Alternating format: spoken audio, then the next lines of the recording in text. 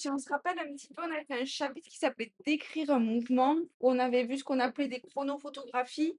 On avait superposé plusieurs images qu'on avait pris à intervalles de temps égaux. On avait vu que ça permettait de décrire le mouvement. Savoir si le mouvement il y avait des mots-clés uniforme, circulaire ou curviligne, accéléré, décéléré, ralenti. Et on avait aussi parlé de vitesse. Voilà, ben là, l'exercice il va reprendre tout ça. Allez, on y va. Je commence par lire l'énoncé. Voici la chronophotographie, donc c'est un grand mot, mais il ne faut pas que ça fasse peur, d'une roue de vélo. Ah, et la roue, il est marqué entre petits crochets. Ça veut dire que ça va être mon système. C'est le truc que je vais étudier. C'est l'objet que je vais regarder.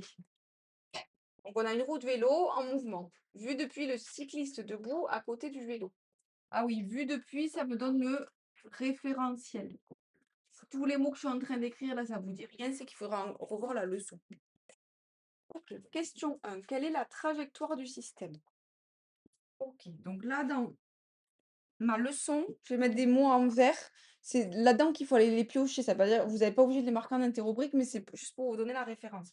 Quand on vous demande la trajectoire, les mots qu'il faut choisir, c'est ligne droite, cercle, ou ni l'un ni l'autre, c'est ce qu'on appelle une courbe. Là, je vois que si je relie tous les points entre eux, je vais avoir un cercle. Donc, je vais pouvoir dire que la trajectoire est un cercle. Question 2. Comment évolue la valeur de la vitesse du système au cours du mouvement? Oh là, elle est longue cette question. Mais si on se pose 2 minutes, comment évolue, c'est-à-dire comment elle change? Est-ce qu'elle augmente, est-ce qu'elle diminue ou est-ce qu'elle est toujours la même? La valeur de la vitesse du système. Est-ce que la vitesse de mon truc est en train de changer? Donc là, on va aller piocher dans les mots. Est-ce que la vitesse augmente? Ah, diminue ou reste constante?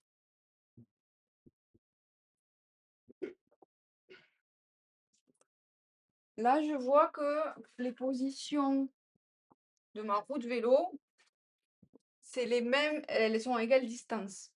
Si elle parcourt ma roue de vélo la même distance pour une même durée, ça veut dire que sa vitesse est toujours la même. Donc là, on peut dire que la vitesse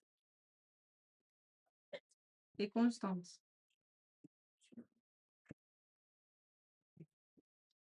Attention, là, je vois souvent des petites bêtises. Euh, je peux voir que la vitesse évolue. Évolue, on va pas l'utiliser parce que évoluer, ça veut dire changer. Mais on ne sait pas si c'est plus petit en montant ou en descendant. Donc là, c'est le mot évolue, on va pas le garder. Ce que je vois aussi comme bêtise, c'est au lieu de reste constante, c'est stagne ou reste la même. On comprend le sens, mais c'est pas très scientifique. On va vraiment privilégier le mot constant. Donc, hop, tous ces deux mots-là, ces deux types de réponses, on va éviter. Tac. Troisième question. Comment qualifie-t-on ce mouvement? Ah, en fait, là, ça m'a fait réutiliser. La première question, ça m'a fait dire la trajectoire. La deuxième question, ça m'a fait dire la vitesse. Et là, on me demande de réutiliser les mots-clés du cours pour dire le mouvement en entier. Donc là, ça veut dire qu'on va aller piocher parmi les mots. Ligne droite, ça veut dire mouvement rectiligne. Cercle, c'est circulaire qui allait avec. Courbe, c'est curviligne. Je vais en choisir un parmi ces trois. Et je vais pour la vitesse, je vais choisir mouvement accéléré. Si elle diminue la vitesse, mouvement ralenti. Ou si elle reste constante, on a appelé ça un mouvement uniforme. Donc là, en fait, en cinquième, on vous guide encore. On va faire dire un truc à la 1, dire un truc à la 2, et ça sert pour la 3. Si ça vous donne une idée, les questions au brevet, quand vous avez passé en troisième, ça aurait été direct la 3. Vous voyez que vous savez déjà faire, en fait, des petits bouts de brevet. Donc là, je peux dire que le mouvement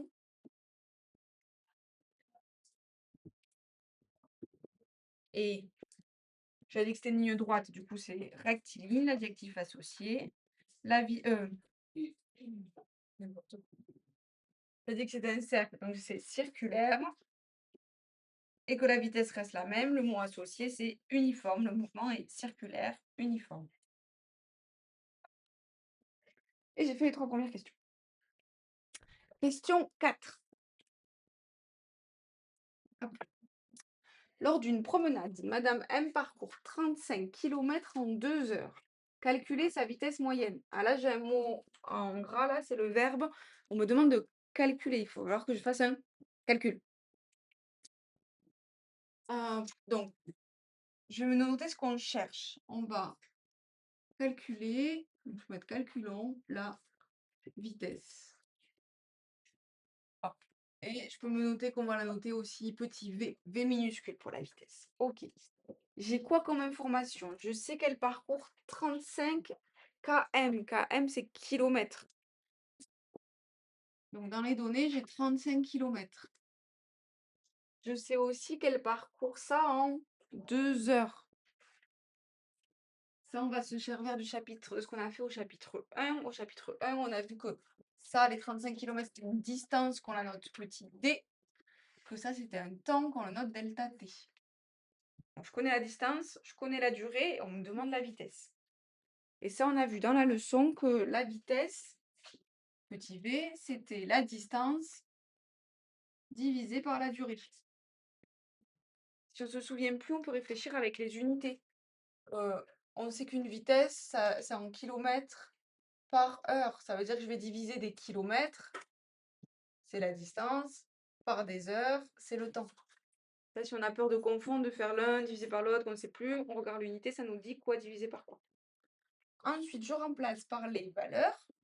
35 pour la distance, 2 pour le temps. Je vais rajouter les unités, comme ça je suis sûre de ne pas les oublier à la fin. Je prends ma plus belle calculatrice. Vous n'avez pas à savoir le faire de tête en physique. Vous aurez toujours droit à la calculatrice quand il y a un calcul. On va le faire comme ça pour aujourd'hui. Je tape 35 divisé par 2. Et ça, la calculatrice m'affiche 17,5. Si jamais la calculatrice elle vous affiche 17,32180,4 machin, qu'il y a plein de chiffres, on n'en écrit pas tout, on en garde qu'un ou deux, ça suffit. Là, j'ai 17,5. Et je mets bien l'unité. Là, j'ai la distance en kilomètres et le temps en heures. Du coup, j'aurai des kilomètres par heure. Hop. Je peux faciliter la vie du correcteur pour bien présenter ma copie, qu'il soit sûr de bien lire ce que j'ai marqué. Je vais mettre en avant le résultat que je trouve et aussi la relation mathématique parce que ça, il va venir chercher que ça y est bien. Voilà. Et là, j'ai présenté un calcul de manière très rigoureuse, ce qu'on vous va demander de faire jusqu'en troisième, ça. Dire ce qu'on cherche, lister les données comme on a appris à le faire au premier chapitre avec les petits symboles, donner la relation avec les lettres, donner le calcul avec les chiffres et le résultat avec l'unité. Et là, vous faites tout ça, vous avez les 2 briques en évaluation.